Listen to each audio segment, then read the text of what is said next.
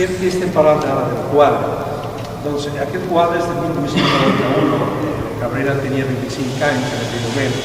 En 1890 ja l'havien donat una segona medalla en l'obra Nàufragos, que va presentar a l'Associació Nacional de Belles Arts, i tant que era un home reconegut com a pintor a nivell nacional. Tenim que dir que Cabrera era profundament religiós, era un home molt religiós, i va tindre pressupost una sèrie d'encarres de los Leonetos que va pintar a Sant Baure, per destruir la guerra i presentar la lliure. I aquesta sèrie de pintura religiosa que compartia el seu col·lega i amic Paco Laporta, que també tenim un nom en l'asil de Paco, els eren amics, va eixir la idea de pintar este quadre. Este quadre és un quadre de l'època ja de maduresa. Precisament en l'any que el pinta, 1991, és quan li donen la beca per a poder anar-hi a l'escola de Roma, d'Espanya en Roma, per a dependre, diguéssim, ja en l'última etapa de formació. Ell havia estat, als 14 anys, havia estat en Sant Carles de València, havia passat a Madrid, a San Fernando, havia acabat la seva formació en Llorenç Casanova d'Alcoi, i és en aquest any quan la Diputació d'Alacant, tenint en compte els seus mèrits i tenint en compte que ja havia guanyat un premi de la Nacional de Belles Arts, concedeix la beca a Roma. Per tant, aquest quadre està fet el mateix any que abandona ja Alcoi, però no serà Roma, la romana com és. Cabrera té molt en compte perquè, clar, Cabrera és acadèmic, però aleshores ell té la icografia la respecta totalment.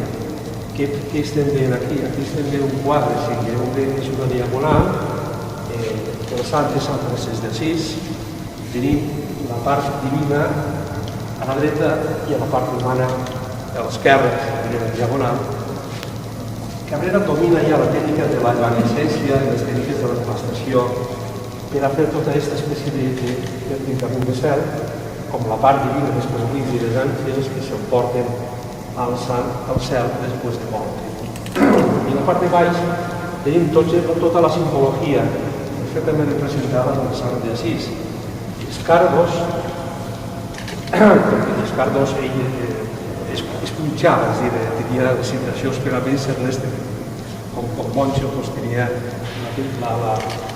solia, a vegades estirava els cardos per a pintar dins de les tentacions. Si no podia, el silici, que també era una forma de penitenciar-se ell mateix. Tenim aquí la calavera, que és ja de la contrarreforma espanyola, perquè el Sant d'Assís era representat per Giotto com una persona molt guapa, molt alegre, i quan ve la contrarreforma de Sant d'Assís sofrió i tota l'obra que té, tota la representació té que ser una persona que ho va passar mal, que ha tingut un patiment com d'estigmes, etc. I després té el silici, i entre els nucs, cada nuc és un dels vots, correcte de santidad i obediència, i també té unes roses, perquè Cabrera li agradaven les roses llibres del pèl, que és quan ell sangrava per les espines i les cargos, la sang es convertia en roses, per això posa de roses de baix.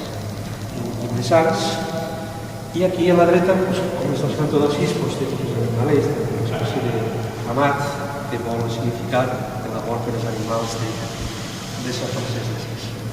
I aquesta pintura la va pintar per a particulars, dins del cicle també oficial de pintura de Tendre, i va estar exposada en 1966, en el centenari, venia del seu fill, el Cabrera Gisbert, que en el 66 encara era d'ell, del fill.